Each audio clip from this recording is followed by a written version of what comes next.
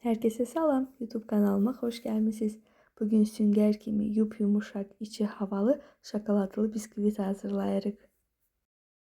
Bisküviti bişirmək üçün əvvəlcə qəlbi hazırlayıram. Bu cür geometri tənzimlənən bir qəlbdən istifadə edəcəm. Alt hissəsini 2 qat folqa ilə bağlayıb içərisinə yağlı kağız yerləşdirirəm. Qəlbim artıq hazırdır. Kənarda gözlədirəm və keçirəm bisküvit hazırlamağa. Bisküvit qarışımını hazırlayacağımız qabın içərisi mütləq təmiz və quru olmalıdır. 5 ədəd yumurtanın ağını sarısından ayırıb qarışdırma qabına əlavə edirəm.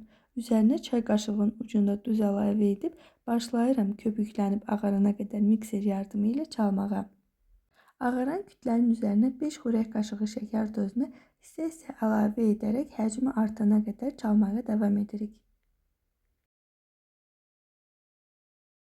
Həcmi artıb qatlaşan kütlənin üzərinə əvvəlcə vanilin, ardından yumurta sarılarını və 30 ml bitki yağı əlavə edib 3-4 dəqiqə daha çalırıq. İstədiyimiz qatılıq tam olaraq bu şəkildə olmalıdır. Qarışımın üzərinə 3 xörək qaşığı un və 2 xörək qaşığı kakaonu ələkdən keçirib silikon qaşıq yardımı ilə kütləni söndürmədən aşağıdan yuxarı doğru hərəkətlərlə qarışdırıram. Formaya töküb əvvəlcədən isidilmiş 160-165 dərəcə sobada 40-45 dəqiqə bişirirəm. Forma mütləq bu şəkildə ya soba setkasının ya da soba listinin üzərinə qoyaraq qarışımı içərisinə əlavə edin. Əks halda formanı qaldıran zaman alt hissəsindəki folqa çıxa bilər. Bisküvit bişərkən sobanın qapısını açmamağa diqqət edin. Sobadan çıxartdıqdan sonra bişib-bişməməsini bu cür çöp yardımı ilə yoxlaya bilərsiniz. Tam olaraq soyuduqdan sonra qəlibdən çıxartmağınızı tövsiyə edərdim. O şəkildə daha rahat olur. Və bu da nəticə.